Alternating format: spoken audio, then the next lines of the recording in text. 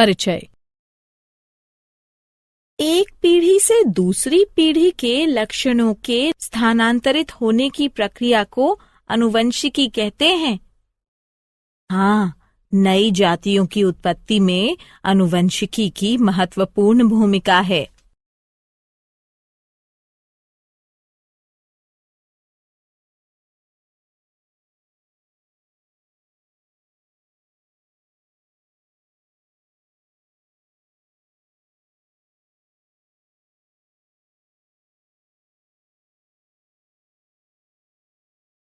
उद्देश्य।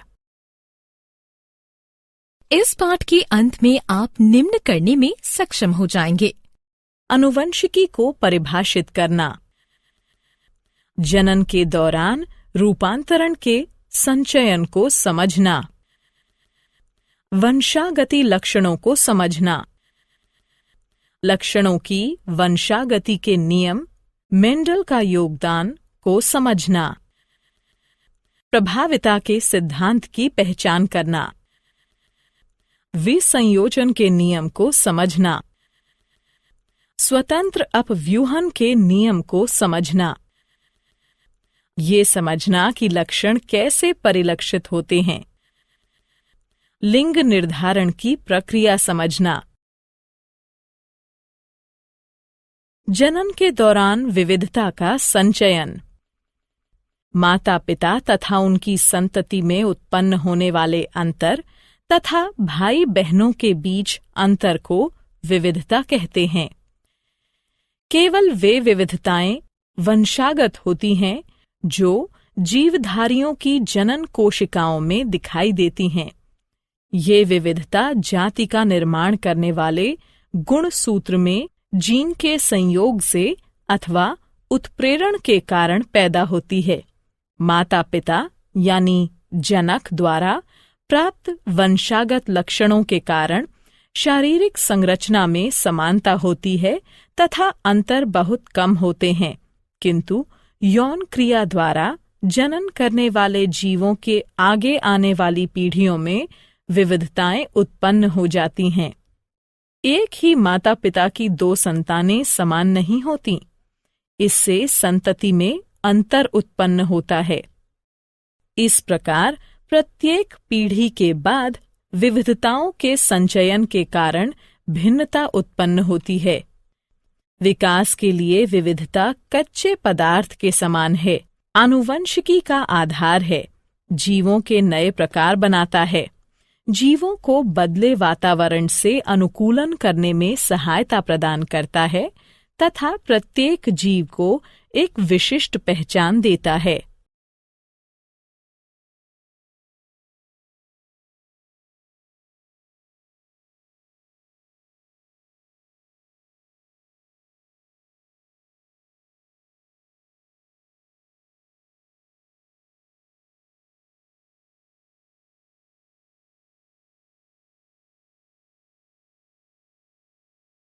वंशागत लक्षण जो विशेषक व्यापक पदार्थों द्वारा नियंत्रित होते हैं तथा माता पिता द्वारा विरासत में प्राप्त होते हैं, वंशागत लक्षण कहलाते हैं।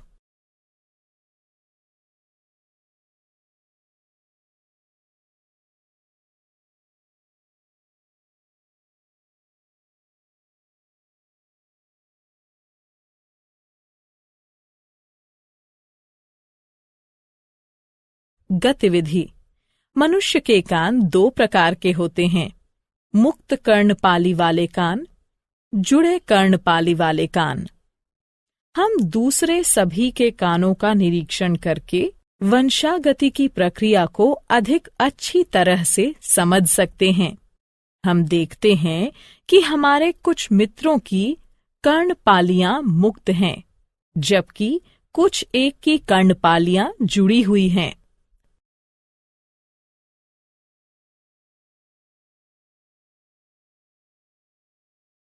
लक्षणों की वंशागति के नियम, मेंडल का योगदान। लक्षणों की वंशागति के नियम इसलिए आए क्योंकि माता पिता दोनों समान रूप से आनुवंशिक पदार्थ डीएनए का योगदान बच्चे के लिए करते हैं। इस प्रकार प्रत्येक लक्षण माता तथा पिता दोनों के लक्षणों से प्रभावित हो सकता है। पीढ़ी दर पीढ़ी लक्षणों की वंशागति का अध्ययन करने के लिए ग्रेगोर जॉन मेंडल ने 1856 में 7 दृश्य विपरीत लक्षणों वाली मटर पर प्रयोग किए। तने की ऊंचाई, लंबे या बौने पौधे, बीज का आकार गोल या झुर्रीदार बीज, बीज का रंग हरे या पीले बीज, पुष्प का रंग सफेद या बैंगनी फूल, फली का आकार पूर्ण या सिकुड़ा, फली का रंग हरा या पीला, पुष्प की स्थिति अक्षीय या सिरा। एक लंबे तथा एक बौने पौधे के बीच क्रॉस कराया गया। इस प्रकार का क्रॉस जिसमें केवल एक ही लक्षण ज्ञात हो मोनोहाइब्रिड क्रॉस कहलाता है। पहली पीढ़ी में सभी पौधे लंबे थे, कोई भी बीज के लक्षण का नहीं था। दूसरी पीढ़ी में दोनों ही लक्षण संतति में 3/1 के अनुपात में परिलक्षित थे। इन प्रयोगों के आधार पर मेंडल ने 2 नियम प्रतिपादित किए: प्रभाविता का नियम, विसंयोजन का नियम।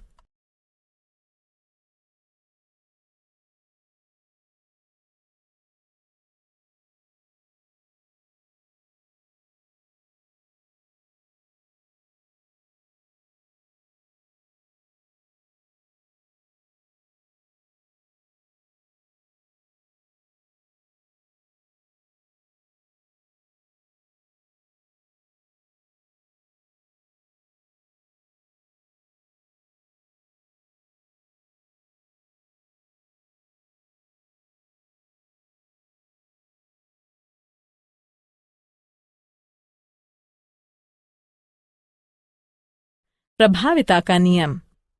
मेंडल ने कहा कि 2 विपरीत लक्षणों में से संतति में केवल एक ही लक्षण F1 पीढ़ी में परिलक्षित होता है। वे लक्षण जो कि प्रथम पीढ़ी में परिलक्षित हैं, अर्थात लंबाई, यह प्रभावी लक्षण है, जबकि जो लक्षण प्रथम पीढ़ी में परिलक्षित नहीं है, अर्थात बौनापन, तो ये अप्रभावी लक्षण है। विसंयोजन का नियम।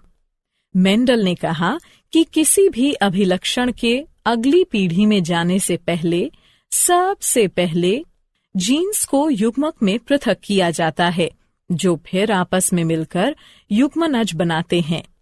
इसी प्रकार अपने प्रयोग में मेंडल ने बीज के 2 अभिलक्षण चुने: बीज का रंग पीला या हरा, बीज का आकार गोल या झुर्रीदार। इस प्रकार के क्रॉस जिसमें एक ही समय में 2 अभिलक्षणों पर विचार किया जाता है, द्विसंकर या डाई हाइब्रिड क्रॉस कहलाते हैं। प्रथम पीढ़ी में सभी पौधों के बीज गोल तथा पीले रंग के हैं, इसलिए गोल तथा पीला प्रभावी लक्षण हैं, जबकि हरा तथा झुर्रीदार अप्रभावी लक्षण हैं।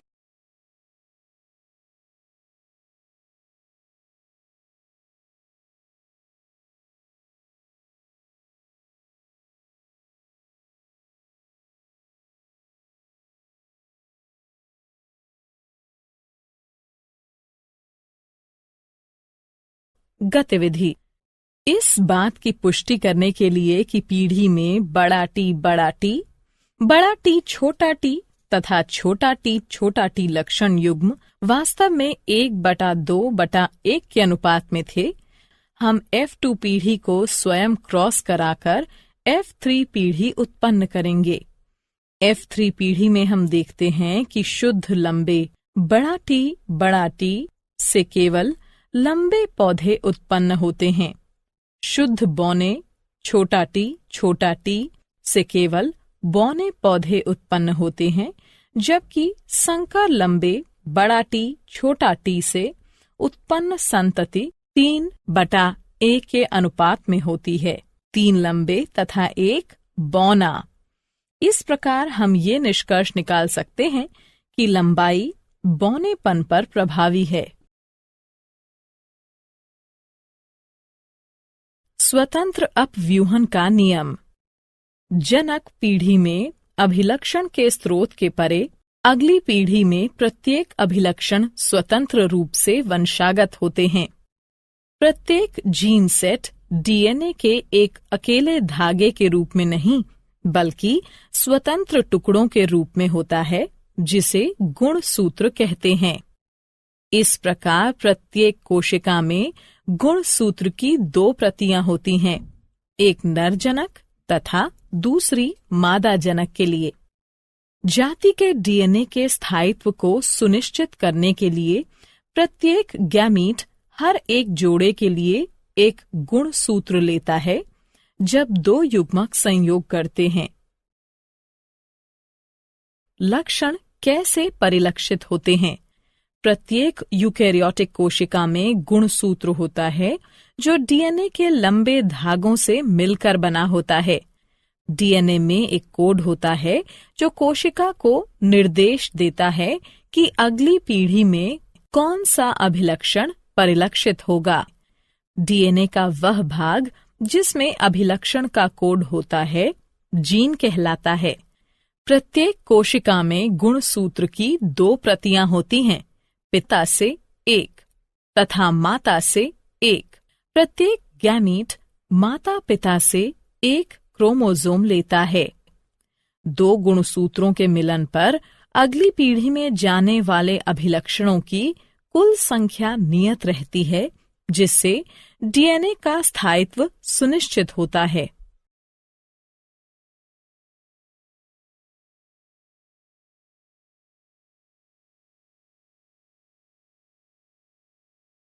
लिंग निर्धारण। बहुत से मनुष्य क्रोमोसोम में 1 प्रति माता की तथा 1 प्रति पिता की होती है तथा इस प्रकार के 22 जोड़े होते हैं, जिनमें से एक जोड़े को सेक्स गुणसूत्र कहते हैं। ये सेक्स गुणसूत्र हमेशा आदर्श जोड़ा नहीं होता है। स्त्रियों में एक्स गुणसूत्र का आदर्श जोड़ा होता है, लेकिन पुरुषों में एक गलत मेल का जोड़ा होता है, जिसमें सामान्य आकार का एक एक्स क्रोमोसोम तथा दूसरा छोटा होता है, जिसे वाई क्रोमोसोम या गुणसूत्र कहते हैं। इसलिए स्त्रियां XX हैं तथा पुरुष XY। अंतरंग के दौरान माता हमेशा X गुणसूत्र का योगदान प्रदान करेगी, चाहे बच्चे का लिंग कुछ भी हो, जबकि पिता द्वारा दिए गए गुणसूत्र योगदान से बच्चे का लिंग निर्धारित होता है। जो संतान अपने पिता से X गुणसूत्र वंशागत करेगी, वो बेटी होगी, जबकि जो संतान अपने पिता से Y गुणसूत्र वंशागत करेगी, वो पुत्र होगा। क्या आप जानते हैं, आनुवंशिकी नाम बेटसन द्वारा 1906 में रखा गया था। मेंडल को आनुवंशिकी का पिता कहते हैं।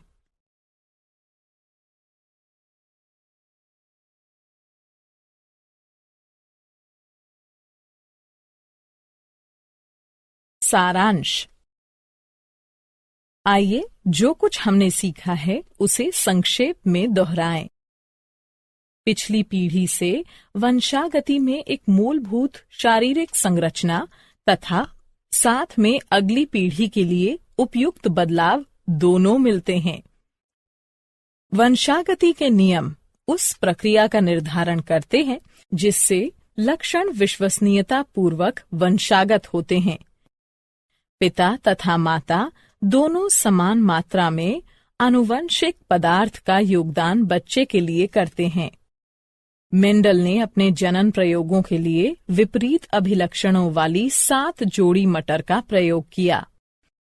F1 पीढ़ी में मोनोहाइब्रिड क्रॉस से मेंडल द्वारा प्राप्त सभी पौधे लंबे थे। F2 पीढ़ी में सभी पौधे लंबे नहीं थे तथा उनमें से 1/4 बौने थे।